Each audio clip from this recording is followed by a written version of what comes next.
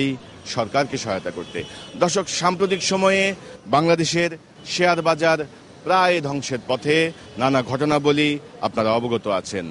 সম্প্রতি তদন্ত কমিটি একটি রিপোর্ট জমা দিয়েছে সরকারের কাছে, কিন্তু এই শেয়ার কেলেঙ্কারির সঙ্গে অভিযুক্তদের নাম এখনো প্রকাশ করা হয়নি। মাননীয় অর্থমন্ত্রী প্রথমে বলেছেন নাম প্রকাশ করা হবে না, সাম্প্রতিক সময়ে বলেছেন 1 সপ্তাহের মধ্যে প্রকাশ করা হবে। কেন এই লুকোচুরি? বাংলাদেশের শেয়ার বাজার কেন ধ্বংসের মুখোমুখি? কিভাবে দেখছেন আপনি?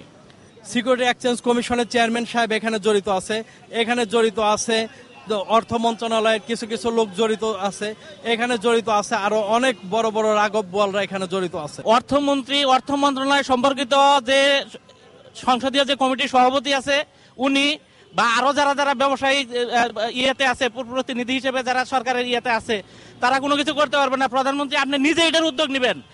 রহমান গত বছর মানুষকে দাওয়াত দিয়ে শেয়ার মার্কেটে নিয়ে আসছে, আর যখন মার্কেট কলাপস হয়েছে তখন বলে কি আপনারা এত রিস্কি মার্কেটে আসেন কেন, হাইলি মার্কেটে আসেন কেন, আপনারা এত রিস্ক নিতে শেয়ার মার্কেটে আসেন কেন?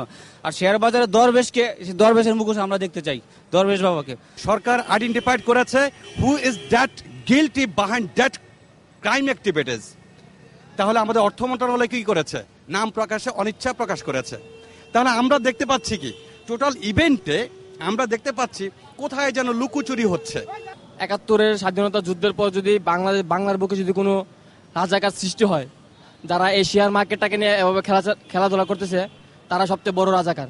তাদেরকে ধরে আগে বিচার করা উচিত। পুরোপুরি সন্দেহ যে এটা সরকার জড়িত আছে এটার বিষয়ে, আর এটার বিচার হবে না, এই ধরনের কিছু আশঙ্কা আমাদের ভিতরে এখন জাগছে। এটার উপর আমরা উপযুক্ত বিচার চাই, চাই। আর বিচারের উপযুক্ত বিচার না হলে আমরা সংগ্রাম করে যাব।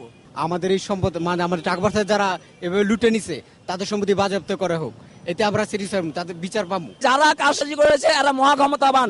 আমি প্রশ্ন করতে চাই যে আপনি 16 কোটি মানুষের ম্যান্ডেট নিয়ে সর্বময় ক্ষমতার অধিকারে যার দিল, সামান্য একটা চক্রের মাধ্যমে, সামান্য একটা চক্রকে আপনি এত ভয় পান, তাহলে তো আপনাকে পদত্যাগ করা উচিত।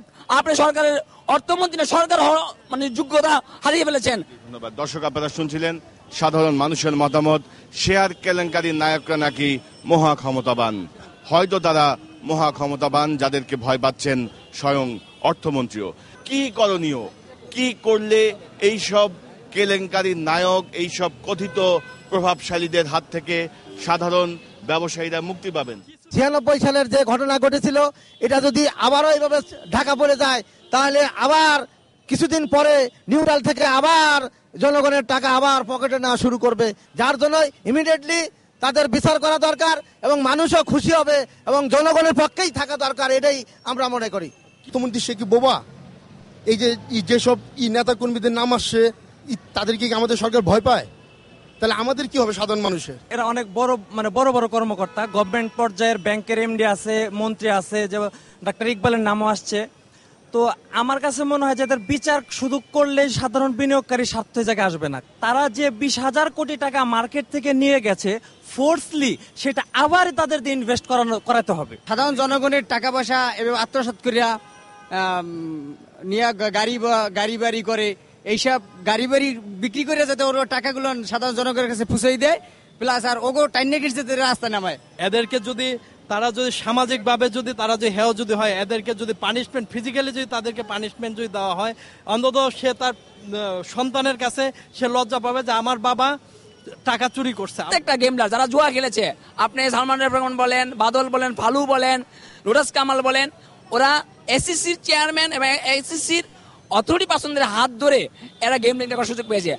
আনোয়ারুল কবির মতো একজন লোক, সরকারের একজন কর্মচারী, এজ এ এমপ্লয়ার, সর্বোচ্চ তার বেতন 20,000 টাকা, সে তার স্ত্রীর অ্যাকাউন্টে পাইছে 17 কোটি টাকা। তাহলে তার অন্য ব্যাংক নামে কত টাকা থাকতে পারে? তাহলে সরকারের কোথায় এত ভয় যে আনোয়ারুল কবিরকে ধরতে বা তার অপারেশন করতে ভয় লাগে? তাহলে আমরা কি বলবো যে আনোয়ারুল কবির স্ত্রী এবং আনোয়ারুল কবির থেকে সরকার কমিশন পাচ্ছে? যারা এইসব দুর্নীতি কাজ করে তাদেরকে এরকম শাস্তি হোক যাতে সারা জনগণ মানুষ দেখে যে না, প্রধানমন্ত্রী ন্যায্য বিচার করছে। প্রধানমন্ত্রী সব জায়গায় বলতেছে আমি জনগণের কল্যাণে কাজ করি, আমরাও তো জনগণ, আমরাও তো তারে ভোট দিচ্ছি, ঠিক না?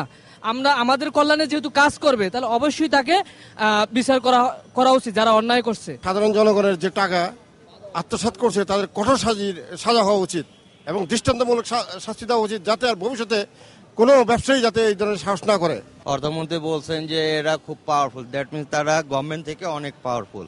তো এখানে তার কিছু বলার থাকে না, গভর্নমেন্টে যদি ফল্টেড হয়ে যায় তাদের কাছে, তা আমরা তো সিম্পল দ্যাট। আজকে 4 মাস হয়ে গেছে যে কি ফান্ডটা ঢুকবে, যে বাংলাদেশ ফান্ড, এখন পর্যন্ত ওইটা এই সাইন করবে, ওইটা আছে, অর্থমন্ত্রী বাইরে আছে, এরকম করতে করতে লেন্দি প্রসেস 4 মাস চলে গেল। তারা কিন্তু সুযোগে সদ্ব্যবহার করতেছে যারা গেমলার আছে, তাই না? তো এখন আর কিছু বলার নাই, তো জিরো এখন। দর্শক, আপনারা শুনছিলেন সাধারণ মানুষের মতামত। সাধারণ মানুষ কিন্তু তাদের ভাবনাগুলো অসাধারণ, তাদের বিশ্লেষণ অনেক গভীর এবং সূক্ষ্ম। দর্শক, জনতার কথা দেখুন প্রতি রবি, মঙ্গল, বুধ এবং শুক্রবার 21 পর্দায়। জনতার